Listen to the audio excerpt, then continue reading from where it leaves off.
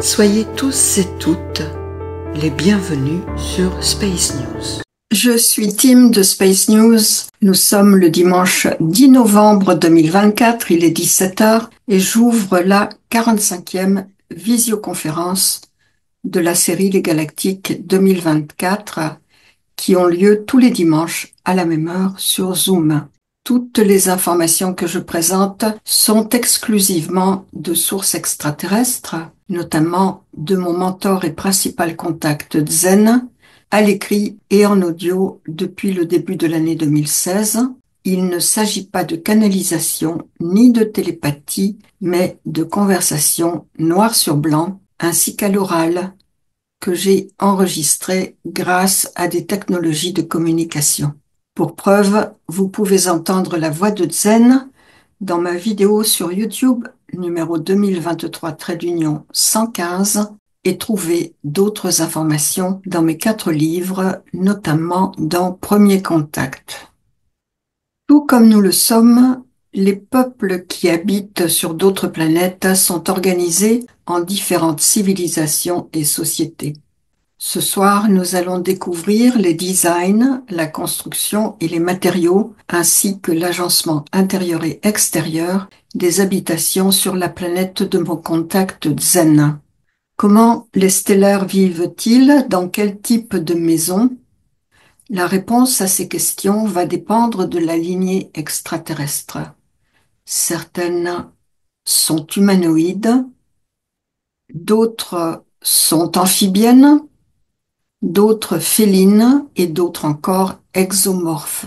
Les habitations et les modes de vie seront donc tout à fait différents d'une catégorie à l'autre. C'est un peu comme sur Terre, les habitations sont différentes selon les populations d'un pays, les traditions et le climat.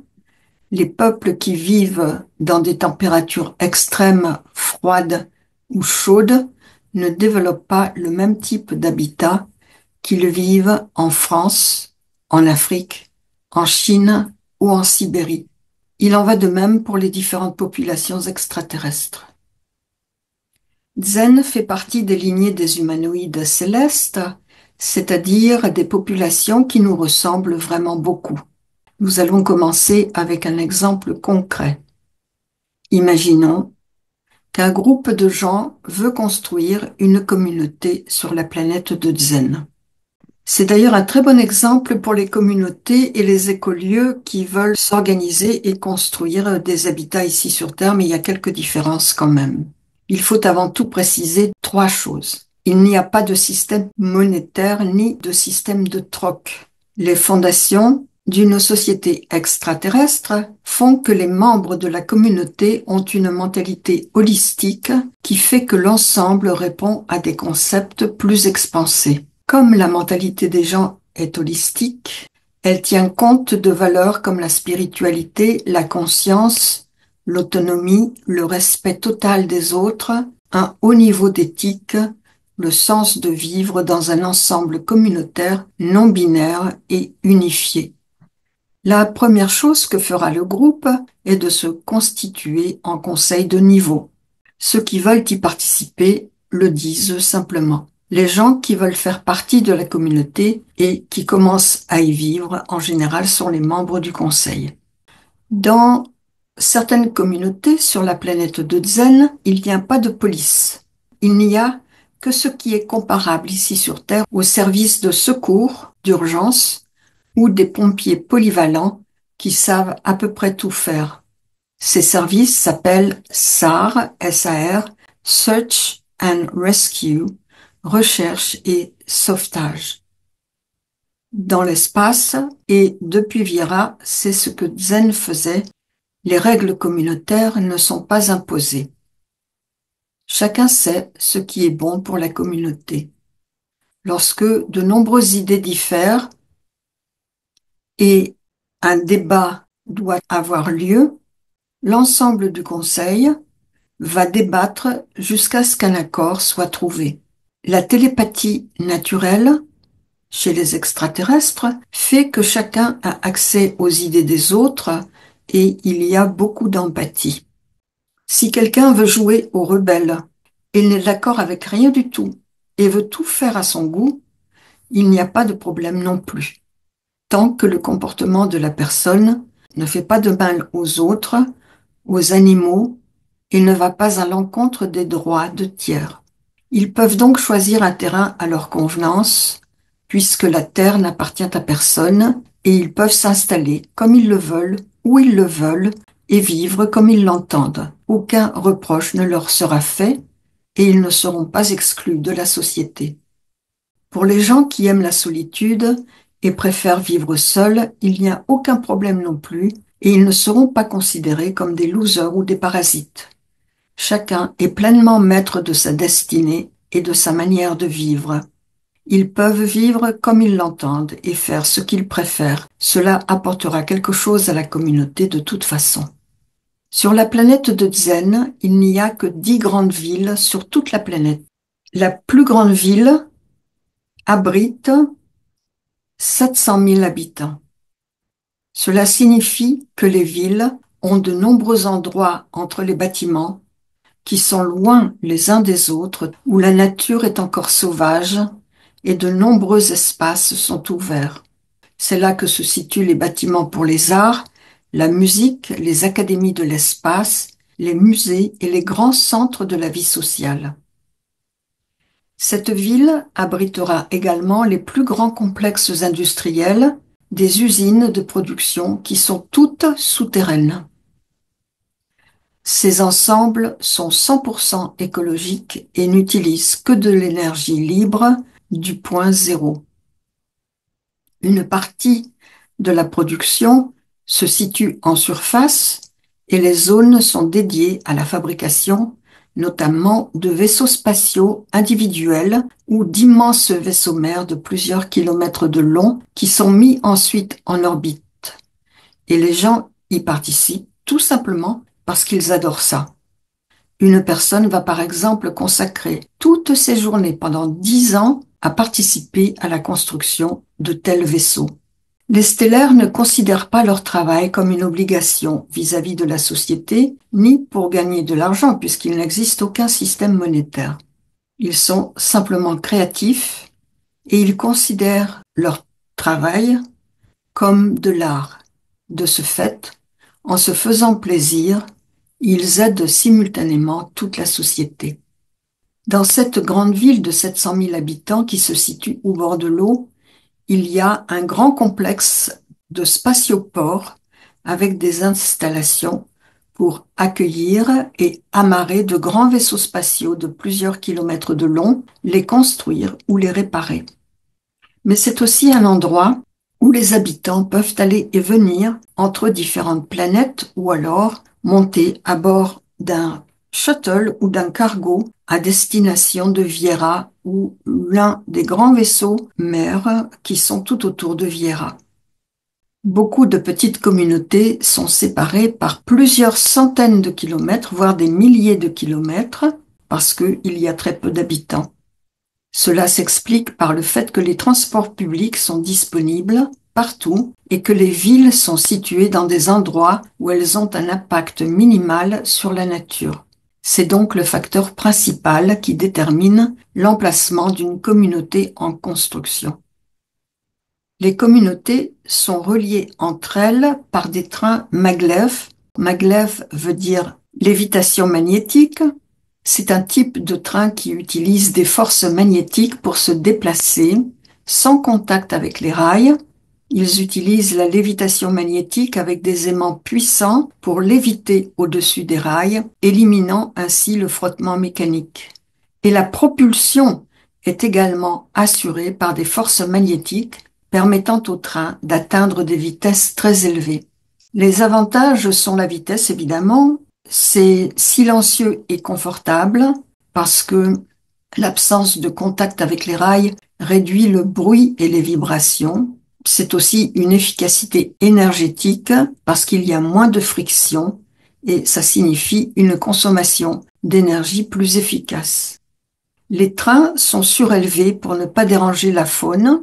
Les wagons sont généralement transparents au-dessus pour que les voyageurs puissent avoir la vue complète et à 360 degrés des paysages. Ils ont plein de capteurs et un système de dispersion à l'avant pour effrayer la faune lorsque le train approche afin de minimiser les accidents. Sur cette planète, où Zen habite, il y a aussi des véhicules à roues qui peuvent évoluer sur de courtes distances, principalement comme des camionnettes de livraison ou des scooters et des motos qui sont tous électriques. Mais ils tirent l'énergie de l'air, donc énergie du point zéro, et ils ne tombent jamais en panne et ils sont extrêmement solides. Les roulements des roues sont magnétiques, il n'y a donc pas de friction ni à l'intérieur des moteurs. Et bien entendu, les vaisseaux spatiaux individuels sont utilisés pour ceux qui en possèdent et qui permettent de se rendre d'un point à l'autre par les airs. Revenons à la communauté en construction qui peut être comparée à un écolieu sur Terre. Les gens qui y travaillent le font par plaisir, par passion et pour le bien commun. Ils vont creuser des fossés pour l'irrigation, poser des tuyaux de drainage ou construire des maisons tous ensemble, sans salaire et en étant très heureux. Tout le monde s'entraide. Au début, évidemment, il y a plus de travail, mais au fur et à mesure que la communauté avance et que les stellaires commencent à mettre en place les systèmes automatisés et à assembler les pièces du puzzle, les participants commencent progressivement à avoir plus de temps libre. Chacun participe à la collectivité en mettant en œuvre ce qu'il ou elle fait de mieux ou a le plus d'expertise. Si vous y étiez, vous pourriez construire, comme Zen d'ailleurs, il a choisi un terrain, il a construit sa maison avec l'aide d'amis, exactement là où il la voulait, en bordure de forêt, à plusieurs centaines de kilomètres de cette ville dont je parle, dans la nature. Et c'est un endroit au bord de l'eau, comme vous l'entendez dans l'enregistrement que j'ai mis à disposition sur YouTube. Les personnes qui viennent t'aider vont construire la maison exactement de la manière dont Zen a fait les plans. Il n'y a, comme je l'ai dit, aucun troc. Ils donnent tout simplement parce qu'ils ont envie de donner et s'ils ont quelque chose à donner. Tout existe en abondance. Tout le monde a ce dont il a besoin ou ce qu'il veut. Il y en a toujours en surplus. Personne ne se bat. Il y a une abondance totale de ressources et beaucoup d'espace pour tout le monde. Ainsi, chacun est exactement là où il ou elle veut être et faisant exactement ce qu'ils ont envie de faire.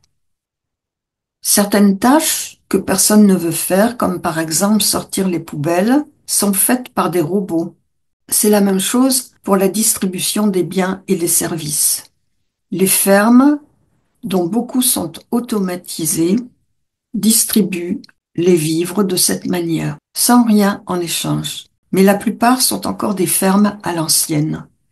Les gens travaillent dans les champs parce qu'ils aiment ça et parce qu'ils sentent qu'ils rendent service de cette façon. Une société holistique n'est pas basée sur un système politique imposé. C'est un état d'esprit individuel. Par exemple, personne n'a une mentalité de manque, il y a de tout en abondance. Les gens ne volent pas car ils ont tout ce qu'ils veulent ou pourraient espérer simplement à leur disposition. Ils ne prennent que ce dont ils ont besoin car de toute façon, vous ne pouvez ni le vendre ni l'échanger et il y a toujours de tout, il n'y a pas de pénurie. Les membres de cette communauté pourraient choisir de voyager dans le cosmos pour le plaisir. Les Pléiadiens le font n'importe où et couramment, aussi bien dans le cosmos ou pour rendre visite à des planètes proches. Les petits vaisseaux individuels et personnels sont les équivalents des voitures sur Terre. Ils sont utilisés pour tout et n'importe quoi. Il existe de très nombreux modèles de vaisseaux selon les besoins et les utilisations. Beaucoup sont conçus par des propriétaires comme œuvres d'art ou pour des besoins spéciaux. Il y a beaucoup d'échanges culturels et de tradition entre les différents systèmes stellaires des Pléiades, notamment entre les Pléiadiens de Tégète et les Pléiadiens du système Electra. Les Angans et les Tégétans sont très proches en termes de culture et celle des Angans est riche et exotique. Ils se ressemblent beaucoup, mais ne peuvent se reproduire entre eux. D'autres lignées se rendent visite les unes les autres, mais les espèces qui ne sont pas de type humanoïde ont tendance à rester à l'écart. Les lignées communiquent et coopèrent, mais elles ne se mélangent pas, ou très rarement. Ce n'est pas du tout comme dans les films Star Trek ou Star Wars, où toutes les lignées se mélangent. Cela n'arrive que sur Viera. Ce n'est pas le cas sur les planètes. Le problème est qu'ils sont différents parce que leur corps fonctionne différemment et ils ont besoin de choses différentes. Donc ce n'est pas facile de coexister. Mais certains, comme les Pléiadiens et les Urmas de la race féline, respirent le même type d'air et ils se rendent facilement visite. Les Arcturiens, par exemple, de la lignée des marsupiens, les Corinthiens, ont besoin de beaucoup plus d'oxygène que les humanoïdes, donc ils ne peuvent pas respirer sur une planète où il y a moins d'oxygène. Culturellement parlant, les Pléiadiens humanoïdes et les Terriens partagent de nombreuses choses. Cette similarité est due aux Starcides, qui exportent avec eux des inventions ou des éléments et qu'ils s'aiment partout sur les planètes où ils s'incarnent. C'est la raison pour laquelle il y a tellement de similitudes entre une civilisation humanoïde extraterrestre et les Terriens. La raison pour laquelle il y a tant de diversité sur Terre est précisément parce qu'elle est constituée d'innombrables starcides qui viennent d'innombrables lignées extraterrestres. Tous ceux qui s'incarnent ici amènent avec eux ces différentes choses et c'est pour ça que par exemple une brosse à dents sur Terre va ressembler à une brosse à dents dans les Pléiades. Donc en termes de culture, d'art, de musique, la Terre est un endroit très riche pour les extraterrestres.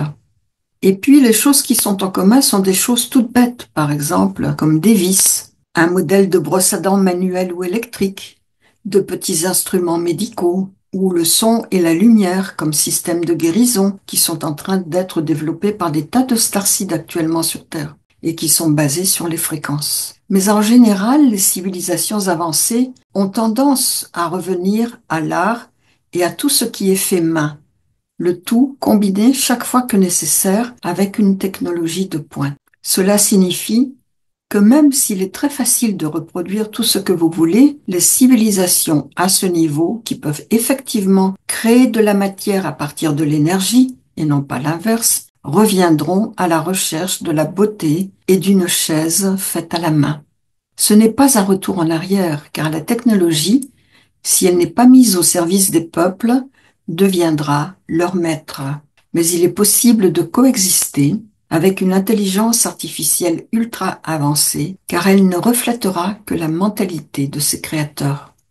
Si la lignée a des critères très élevés de respect, d'autonomie, de conscience, les intelligences artificielles l'auront tout autant, et elles seront aimantes et protectrices de la vie et non dangereuses.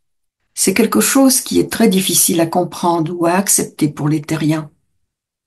Ceux-ci imaginent que si quelqu'un ou quelque chose vient d'une autre planète, ça doit être automatiquement terriblement exotique, futuristique et différent.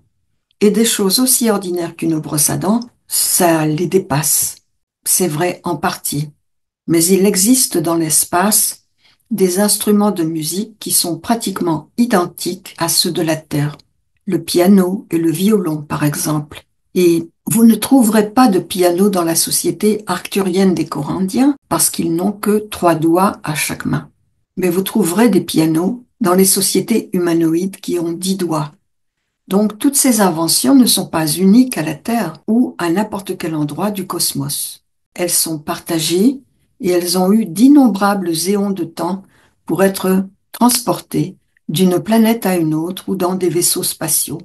Parlons de boucles d'oreilles. C'est un autre exemple. On dit sur Terre qu'elles viennent d'Afrique.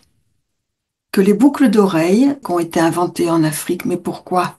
Parce que C'est à cause de l'influence extraterrestre auxquelles ces populations ont été exposées au fil des siècles que les boucles d'oreilles sont apparues. C'est la raison aussi pour laquelle les femmes girafes, par exemple, qui s'allongent le cou, c'est un signe d'influence extraterrestre parce que c'est passé dans leur tradition, mais en fait, c'est pour imiter les femmes pléiadiennes du système Maya, qui s'appellent des mollusques, M-O-2-L-U-S-K, parce qu'elles ont, elles aussi, de très longs coups. Toutes les cultures sont des melting pots d'influence extérieure. C'est précisément pourquoi vous trouvez un piano et une brosse à dents à des centaines d'années-lumière de distance. Passons maintenant à la construction des maisons.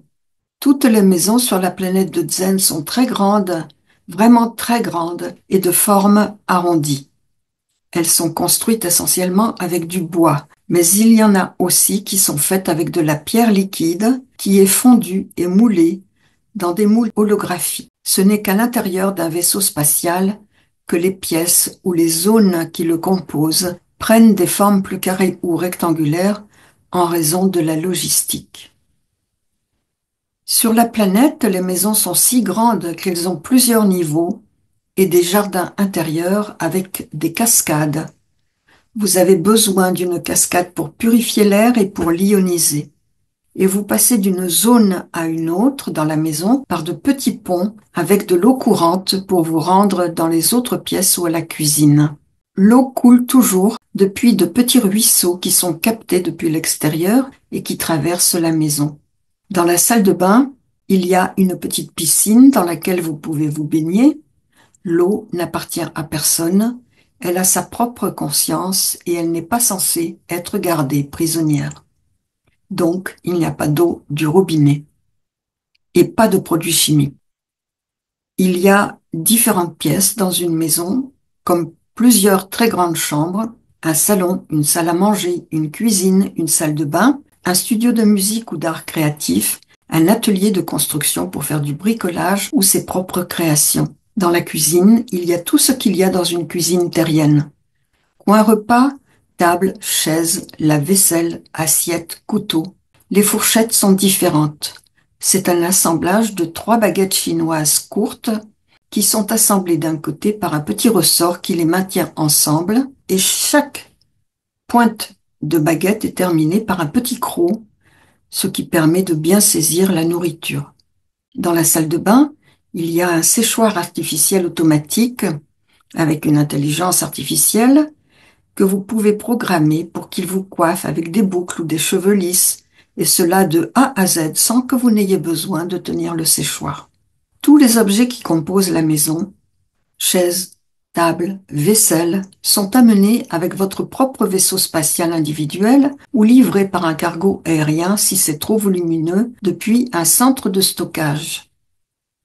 Ce centre de stockage ressemble à un centre commercial, si ce n'est qu'il n'y a rien à vendre ou rien à acheter. Chacun y apporte ses créations. Par exemple, si vous aimez le travail du bois, vous pouvez créer 1 ou 2 chaises et les déposer dans la zone des chaises du centre de stockage. Si vous aimez créer des bijoux, vous les créez, vous les amenez au centre aussi, et ainsi de suite. Lorsque vous construisez votre maison, tous les matériaux, les systèmes automatiques, les poutres, les câbles, les tuyaux, tous les appareils pour la cuisine et les chambres, et chacun va vous aider à la construire en allant chercher ce que vous désirez ou selon vos plans dans le centre de stockage.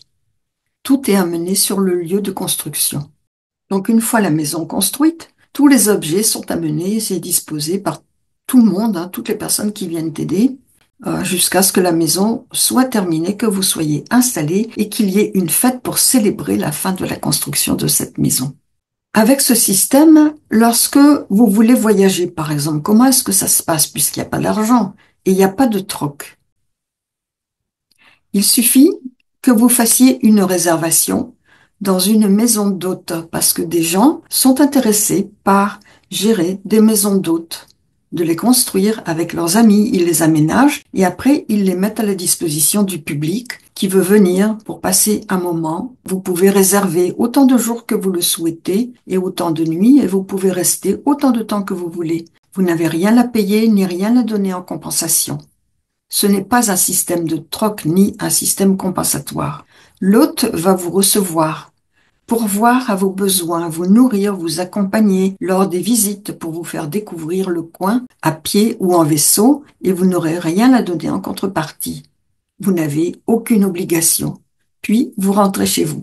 De votre côté et indépendamment de ce voyage, lorsque vous êtes chez vous, par exemple, vous participez à la société en donnant des cours de méditation. Vous le ferez dans une salle dédiée en centre-ville, chez vous ou à la campagne dans un spa. Il viendra qui veut et qui est intéressé, gratuitement. Personne ne vous doit rien et vous ne devez rien à personne, si ce n'est l'empathie, le respect et la conscience d'être dans une population unie. Voilà encore un bon exemple de société holistique qui se met automatiquement en place à partir du moment où les populations progressent spirituellement, éthiquement et moralement en élargissant la conscience. Lorsqu'un peuple se développe au niveau éthique, moral et spirituel, le type de société qui se dégage est parfaitement conforme à son niveau